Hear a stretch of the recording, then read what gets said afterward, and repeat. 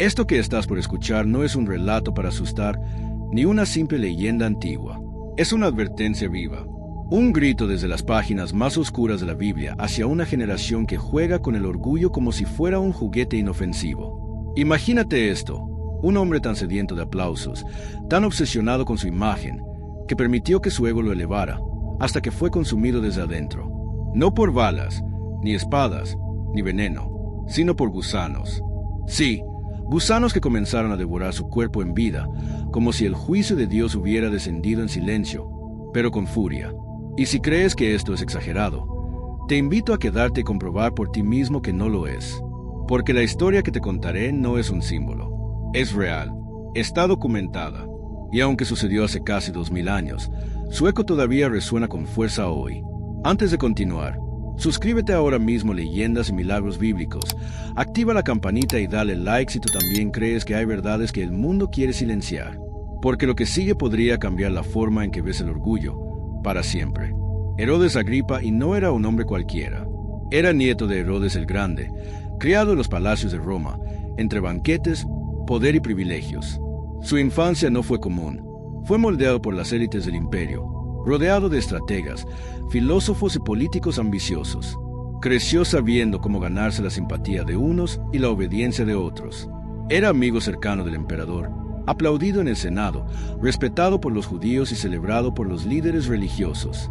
Gobernaba regiones extensas con inteligencia afilada, manos firmes y una sonrisa que ocultaba una ambición insaciable. Herodes Agripa tenía lo que muchos anhelan y pocos alcanzan: prestigio, influencia, riqueza y poder. Pero en su interior, algo más crecía, una semilla peligrosa que no se ve en los discursos ni en las coronas: el deseo de ser más que un rey, el deseo de ser adorado. Desde su trono, observando cómo las multitudes gritaban su nombre, Agripa no sintió gratitud, sintió sed. Sed de gloria, sed de control, sed de divinidad. En lugar de reconocer que todo lo que tenía provenía del Altísimo, comenzó a creer que se lo debía a sí mismo. Fue entonces que su destino empezó a sellarse.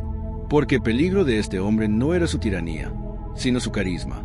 No era temido solo por su ejército, sino por su talento para conquistar corazones, cerrar pactos y mover imperios con palabras suaves. Pero su alma ya no respondía al cielo. Estaba infectada, no de parásitos físicos, sino de algo más letal: el orgullo. Y antes de su colapso definitivo, hubo una decisión que provocó que el cielo tomara nota.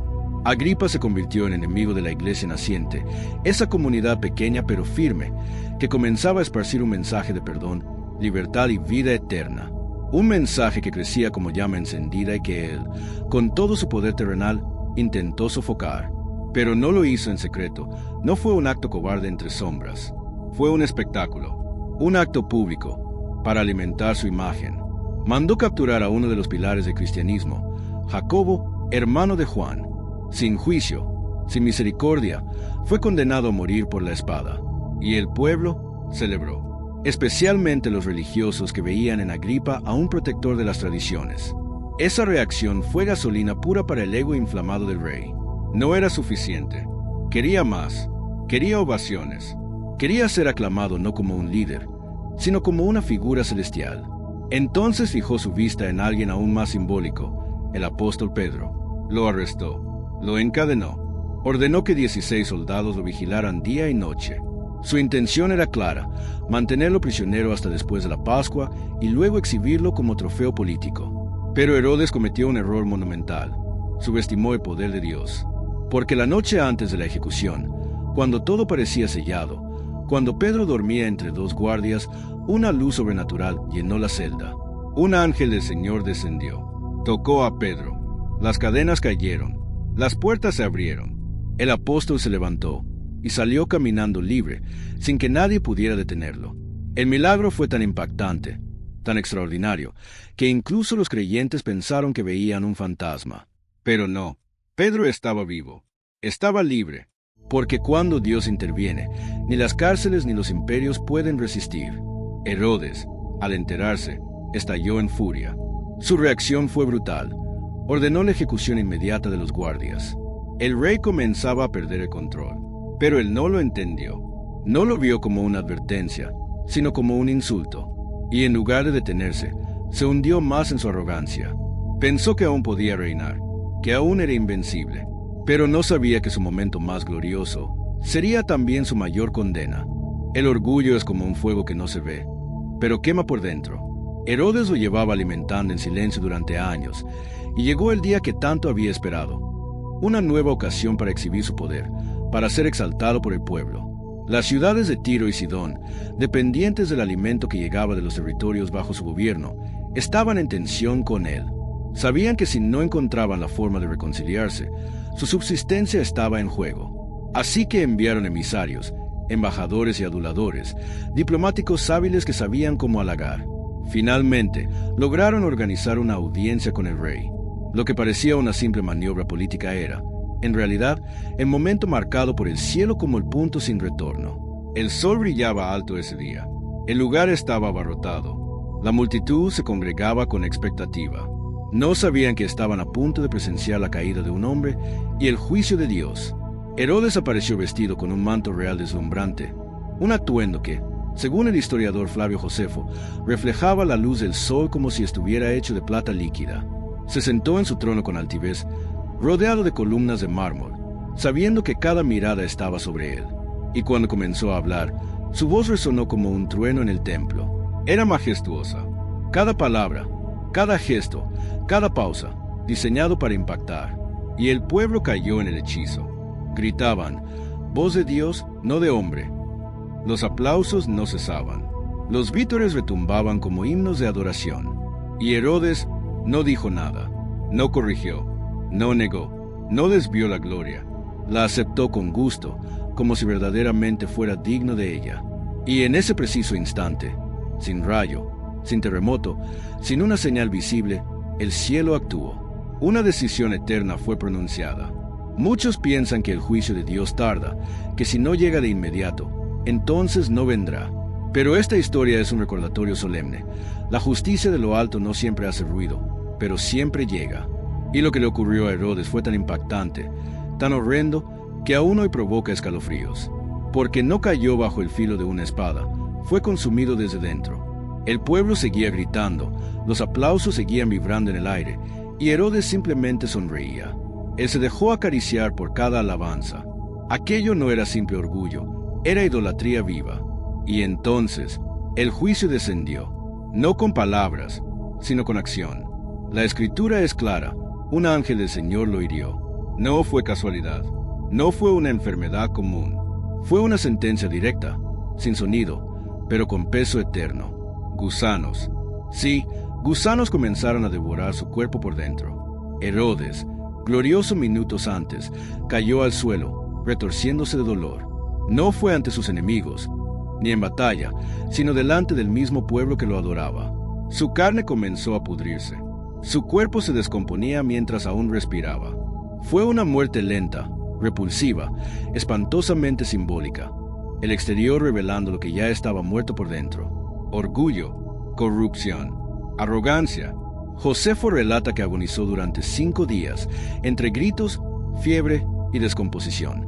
El pueblo miraba sin poder hacer nada. El mismo rey que se creyó inmortal se deshacía en vida. Su trono no lo salvó, su manto no lo protegió, su fama no lo sostuvo. Terminó no en gloria, sino en vergüenza.